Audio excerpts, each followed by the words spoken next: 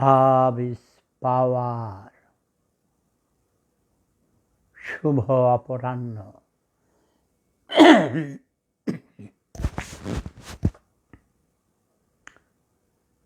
খুব সকালবেলায় বেরিয়ে গিয়েছিলাম, ঠান্ডা লেগেছে।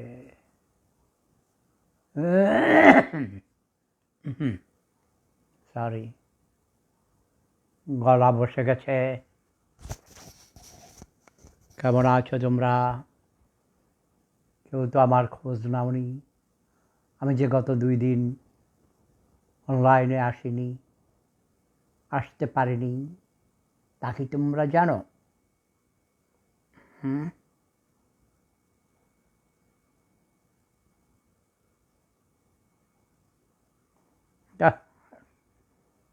বিরক্ত করে মেসেজ দিয়ে দিয়ে আজে বাজে।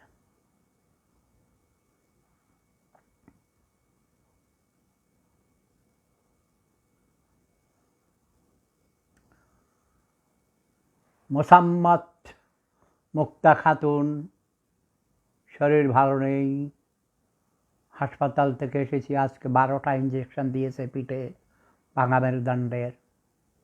গতকালকে থেরাপি নিতে গিয়েছিলাম, সেখান থেকে আরও 2টা ডাক্তারের সাথে অ্যাপয়েন্টমেন্ট ছিল।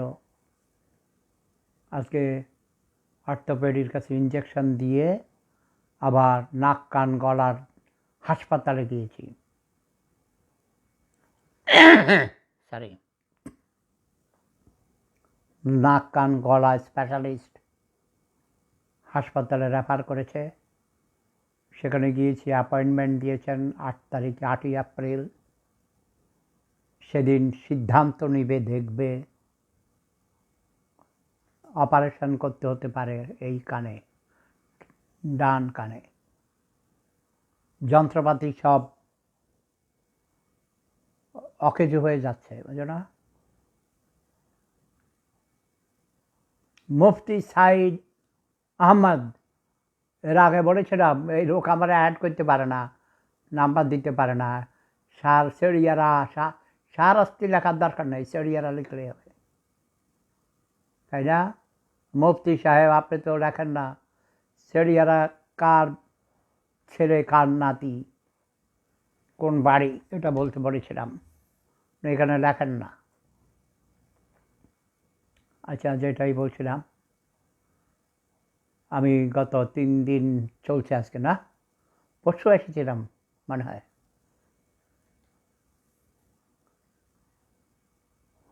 বেশ অনেক কথা জমা হয়ে আছে। বাংলাদেশ এটা আর দেশ নেই, এটা হলো মগের মুল্লুক, যেখানে কোনো আইনের শাসন নেই। আমার শাহরাস্তিতেই গতকালকে 35 বছরের এক যুবককে তার নিচের বাড়িতে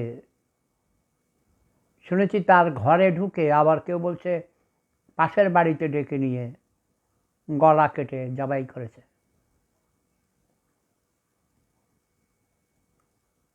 নির্মম এমন ঘটনা অহরহ ঘটছে। নারী নির্যাতন, শিশু নির্যাতন। এখন পুলিশ অফিসার নাকি বলেছে এটাকে ধর্ষণ বলবেন না, ধর্ষণ বললে শরম লাগে ওনাদের কাছে। যাই হোক, তারপরে তো শরম লাগে, বাঙালির শরম আছে। বলৎকারী বলবেন না, এটারে কি বলবে? আমি বলেছি এগুলোকে জায়েজ করে দাও, বেকুবের জাতেরা, এগুলোকে জায়েজ করে দিলে আর হত্যা করবে না। মেয়েকে ধর্ষণ করে হত্যা করা হয় কেন? ধর্ষকের নাম বলে দিবে সেই জন্যে। ক্ষণিকের উন্মাদনায় নিজের জৈবিক ক্ষুধা মিটাবার জন্যে ধর্ষণ করে, কিন্তু ধর্ষণ করার পর তার বিবেক জাগে, বিবেকে ছাড়া দেয় যে তার নাম বলে দিলে সমাজের লজ্জা, তার ছেলে মেয়ের বিয়ে হবে না, অথবা যদি বিয়ে না করে থাকে তার বিয়ে হবে না, সমাজ তাকে তিরস্কার করবে, নিন্দা করবে এবং তাকে মেরে ফেলবে, তার শাস্তি হবে। এখন তো নতুন শাস্তি করার আইন করা হয়েছে শুনেছি, মৃত্যুদণ্ড। যদিও আমি বলেছি নুনুর গোড়া কেটে দিতে, ওটা হলে ভালো ছিল। নারীরাও এর জন্যে আংশিক দায়ী, তবে নারীরা বেশি দায়ী না। নারীরা দায়ী হলো সে নারী, সে সুন্দরী নারী। তাহলে তো মহান স্রষ্টা আল্লাহ রাব্বুল আলামিন তাকে কেন সুন্দর করে নারী হিসাবে তৈরি করেছে পুরুষের জন্যে? পুরুষ বলে নারীকে আমার জন্য তৈরি করেছে আমার মনোরঞ্জনের জন্যে, আমার ভোগের জন্যে। নারী শুধু আমার দাসত্ব করবে, আমার কথা শুনবে, আমার কাজ করবে, আমি যা বলবো তাই শুনতে হবে। আজকে শুনলাম একটা নারীকে বিবাহ করে তাকে এনে বেশ কিছুদিন পর, প্রায় 2 মাস পর বলতেছে যে আমার বন্ধুদের কাছে তোমাকে যেতে হবে, বন্ধুদের কাছে থাকতে হবে, যেতে হবে। বন্ধু কি মানে এরকম এর আগেও নাকি কয়েকটা বিয়ে করেছে, কোনো স্ত্রী বেশি দিন থাকে না। স্ত্রীদেরকে দিয়ে সে নারী ব্যবসা করে, পতিতাবৃত্তি করায়,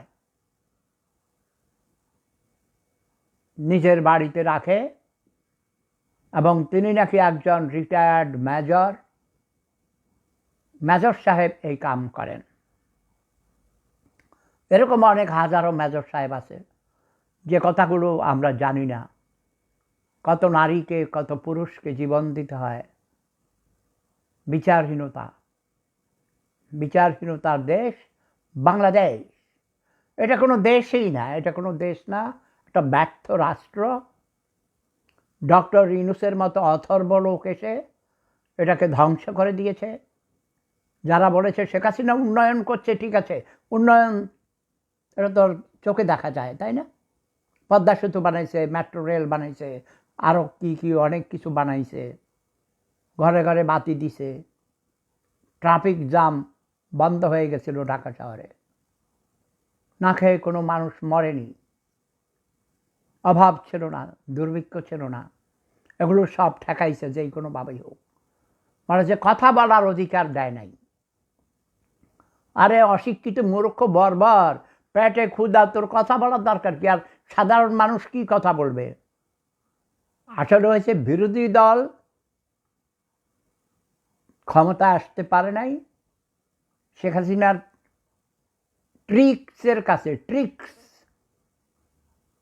কূটনীতির কাছে বিরোধী দল হেরে গেছে। খালেদা জিয়া 2014 সালে নির্বাচনে গেলে বিএনপি ক্ষমতায় যেত, তিনি যাবেন না।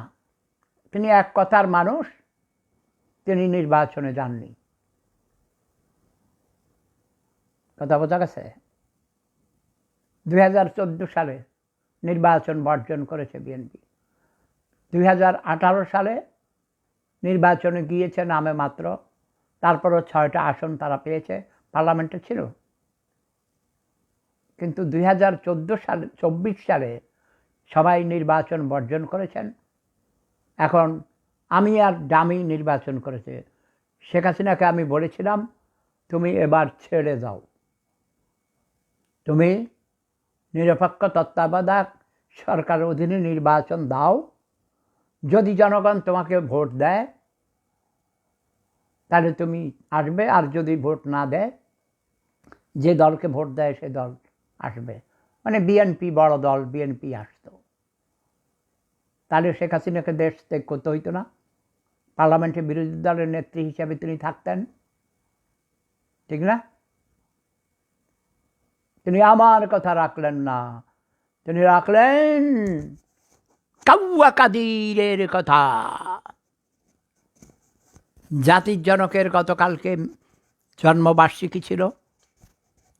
আমি হাসপাতালে, ক্লিনিকে বিভিন্ন কাজে ব্যস্ত থাকার কারণে লাইভে আসতে পারিনি। তাই তোমাদেরকে বলতে পারিনি, কিন্তু আমি লিখেছি।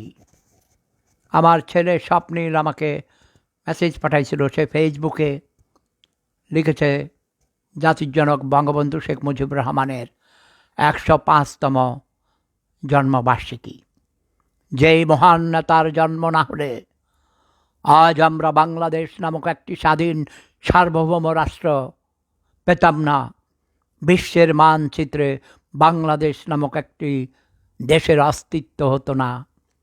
সেই মহান নেতার জন্মবার্ষিকীতে তাঁর প্রতি গভীর শ্রদ্ধা নিবেদন করছি। আরেকটি খারাপ খবর, হাসপাতাল থেকে ঘরে এসে ল্যাপটপে, আমি এটা নিয়ম, ফটো দেখতে থাকি, যতক্ষণই সময় পাই ফাঁকে ফাঁকে মোবাইলও খবর দেখি। প্রতি বছর ছোটোবেলা থেকে আমরা কিন্তু আমাদের বড়রা, সিনিয়ররা নতুন টাকা আমাদেরকে দিত ঈদের সময়, ঈদের সেলামি। আমিও চেষ্টা করছি যতদূর পারতাম। আর তাছাড়া আমার শ্বশুর বাংলাদেশ ব্যাংকের জয়েন্ট ডাইরেক্টর ছিলেন, টাকা বানানোর দায়িত্ব হতো না, উনি ব্যাংক থেকে সবসময় নতুন টাকা নিয়ে আসতো। আর ঈদের সময় তো ঈদের আগে নতুন টাকা আইনা জমা করে রাখতো। আমিও আমার শ্বশুরকে বলতাম, আমি টাকা দিয়ে দিতাম, আমি বলতাম আমার জন্যে ধরেন এত হাজার টাকা নতুন টাকা নিয়ে আসবেন।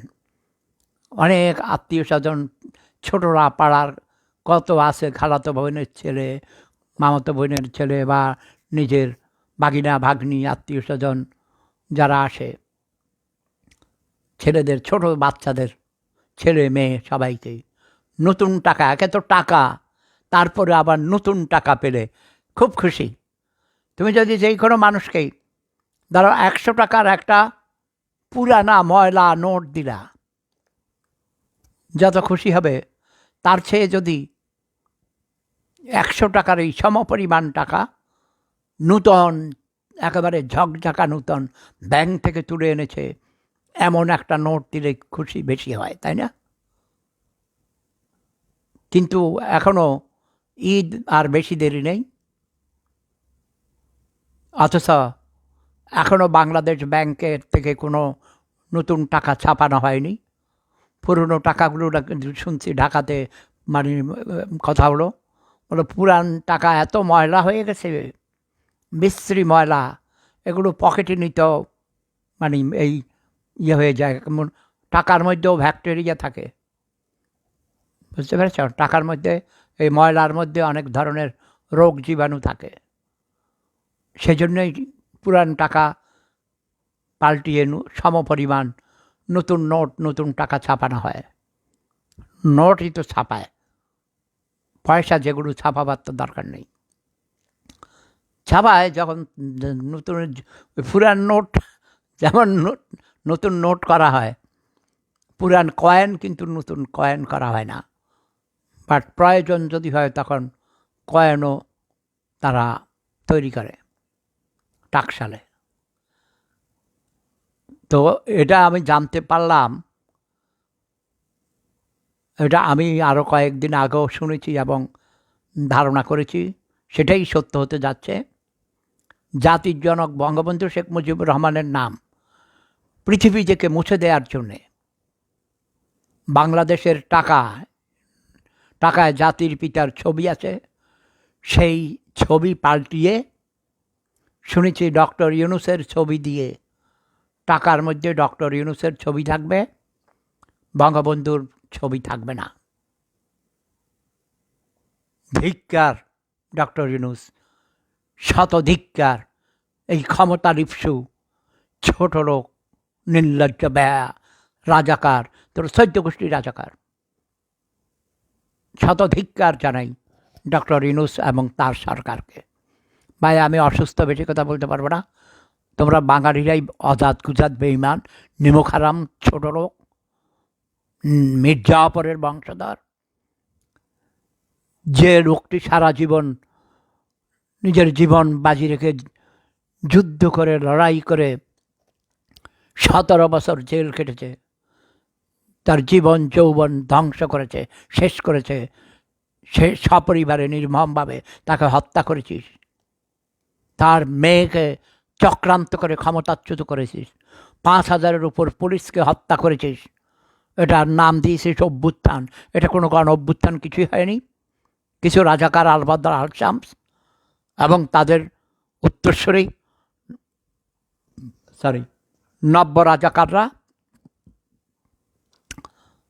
পুলিশ, মিলিটারি, বিশেষ করে সেনাবাহিনীর ভিতরে গ্রুপ সৃষ্টি করে বিভিন্নভাবে অজাত কুজাত ছোট লোক, নেড়িকুত্তা, রাস্তার নেড়িকুত্তা কিছু ধরাই না, ছাত্র নামধারী, এদের মধ্যে ছাত্র শতকরা 90 জন ছাত্র ছিল না। আমি জানি ভুয়া আইডেন্টিটি কার্ড বানাইছে, বহিরাগত গুন্ডা বদমাইশ, টাউট বাটপার,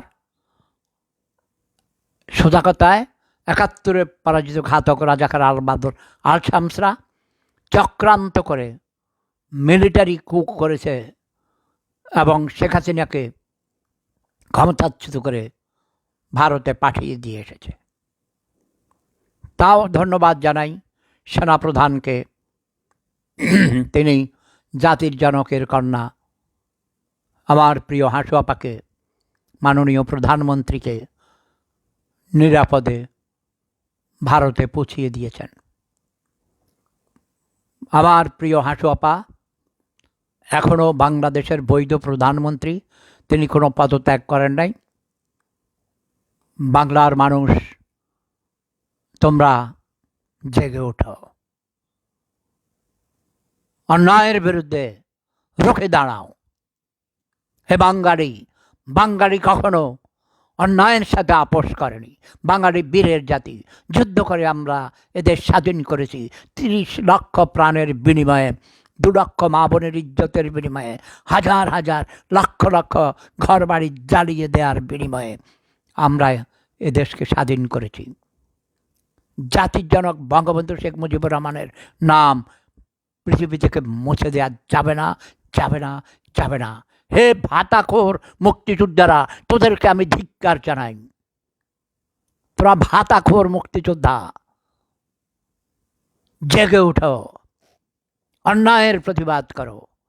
এই দুরাচার, অসভ্য রাজাকারের গোষ্ঠী, রাজাকার,